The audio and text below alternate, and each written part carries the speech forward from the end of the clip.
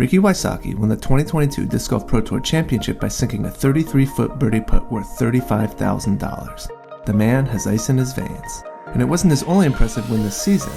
He won Texas States, the Dynamic Disc Open, Ledgestone Open, and the DGPT playoffs at GMC. That's 4 Elite Series wins plus the DGPT Championship in one season.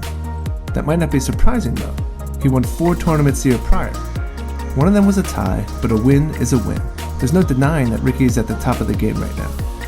But there's something missing from his resume of late. He hasn't won a PDGA Major since 2017. Can he truly be considered the best in the game without a recent major win? Are PDGA Majors more prestigious than Elite Series events? It's time to examine what separates these two events and their impact on the great Ricky Wysocki. Let's take it back to when Ricky won his first major, the PDGA Championship. He was only 18 years old, and this was just the 3rd major he competed at. This is Ricky Wysocki, your PDGA champion. Yeah, Ricky. His next major came 3 years later at the Japan Open when he was 21 years old. Ricky accumulated 4 more majors over an 11-month span, winning the European Masters and World Championships in 2016 and the Aussie Open and World Championships in 2017. That's a fantastic stretch of big wins, but then it just stopped. Not as winning. He's won a boatload of tournaments over the last 5 years, but where did the major wins go? And does it matter? Before we answer that question, let's take a look at how majors are viewed in other sports. Ball golf, is centered around 4 annual major events. These majors are run separately from the main PGA Tour, and winning a golf major is clearly more celebrated than winning a PGA Tour event. The reason golf majors are more esteemed than PGA Tour events is all the top talent in the sport wants to be there, leading to a stronger field. More money is paid out at majors. There's a 60.7% higher payout on average for majors. Golf majors feature more challenging course conditions. For example, at the US Open, the rough is thicker and the greens are cut shorter than usual. 1.2 times more tour points are awarded at majors. Majors also draw increased media and fan attention and have a rich history that adds to the appeal of the event. PGA Tour events happen nearly every weekend, and most of these tournaments feature some, but not all of the top touring pros. The payouts are still handsome, but there's little questioning that majors are the more distinguished tournaments. Similar to golf, in tennis there are 4 major events known as Grand Slams, which are overseen by an organizing body that's separate from the main tour. Grand Slam tournaments relative to the highest level tour, known as the Masters 1000, provide 2 times more tour points. Grand Slams provide a significant 123% higher payout to the winners and have increased public and media attention. They also have the greatest strength of field, as all the top pros make competing in Grand Slams a priority, and they feature the longer best-of-5 set matches for men compared to the best-of-3 set matches on the Masters 1000 Tour. The tennis Grand Slams also have a rich history, being held as officially sanctioned majors since 1925.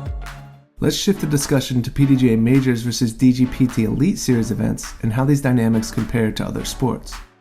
The PDGA Disc Golf World Championships features a unique format where the most well-rounded disc golfers will prosper. Currently, the tournament is played over 5 rounds, giving better players more of a chance to rise to the top because of the slightly longer format. The more I think about it, I feel like every major should almost be 5 rounds, keep them different than the rest. Worlds is usually played across both open and wooded courses, requiring a diverse skill set with limited weaknesses to be successful. In 2022, the average payout for the winner of a disc golf major was $17,500, while the average payout was $8,300 for winning an Elite Series event. This is a significant 110.8% higher payout for winning a major. There's also a tour points bonus, with 1.5 times more points being awarded for placement in PDGA majors. The pro tournament featuring the largest field size is Worlds, in which 211 men competed in 2022. Compare that to an average of 104.3 competitors in the other 3 majors and 119.5 competitors in each Elite Series event. In terms of the strength of field, players prioritize majors over Elite Series events. Using the end-of-season UDisc World Rankings, only 5 top 10 players skipped any major in 2022.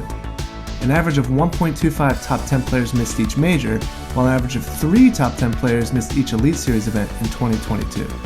These numbers include the European Open, which was the least attended event of the season by top 30 players, seemingly due to the increased travel requirements and expenses, as well as caution about COVID-19. And don't forget, when Eagle McMahon became healthy enough to return from injury in 2022, he prioritized majors over Elite Series events, playing in 2 majors and no Elite Series events after his return. At a major tournament, there's a different kind of feeling in the atmosphere around Tournament Central and on the course. Everybody's here to compete. They're looking to take home that title. While disc golf hasn't been around nearly as long as golf or tennis, the tradition at majors still runs deep.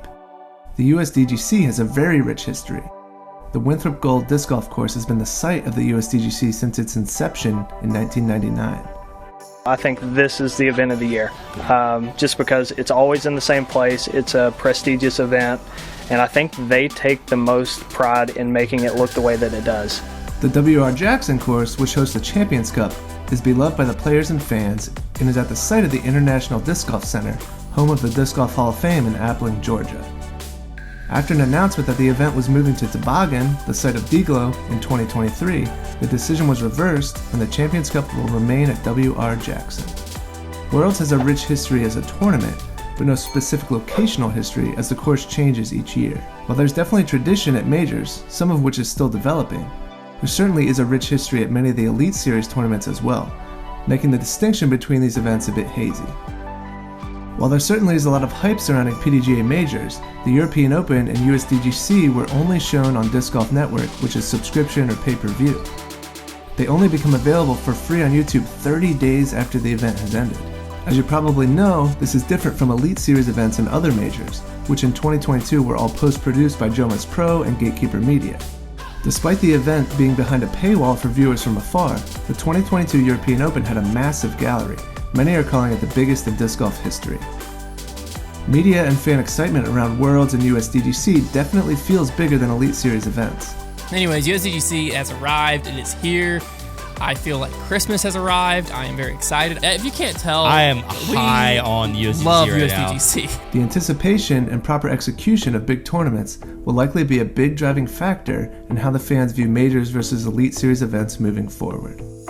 Historically, PDGA Majors were by far the biggest events on the disc golf calendar. Has the steady rise of the Disc Golf Pro Tour led to the gap between majors and Elite Series being closed? Should we be shifting the way we view majors as clearly more prestigious than Elite Series events? With Paul McBeth attempting to chase down Ken Climo's record 18 PDGA Majors, major wins will likely be something that's talked about a lot during the 2023 season. So where does Ricky fit into all this? Ricky has plenty of major wins. In fact, he's 4th all-time with 6 majors to his name. But in the last 5 years, arguably the prime of his career, he doesn't have a single one. And you probably didn't realize that because he's spent the last 5 years consistently winning. And even when he doesn't win, he's usually in the hunt. There's another way to look at this though. We're still in the midst of Ricky's so-called prime. I'm 29, so I've got another, I would say, You got plenty 8 of to time. 10 more good years, yeah. With so much time left for him to be competitive at an elite level, winning just 1 major per year would put him right up there with Climo and McBeth in terms of major wins. Ricky's story is still being written, and for that matter, so is the story of the sport of disc golf. We've seen a dramatic change over the last decade. Let's not forget, the DGPT was only created in 2016. I would bet on significant changes occurring in the next decade too. Alright, here's a little trivia for you, no cheating, put your answer in the comments. There have been 52 1100 plus rated rounds in disc golf tournament history. How many of those rounds were shot by Ricky Wysocki? I'll give you a hint, he has the most all time and bonus points if you can name who's 2nd and 3rd on the list.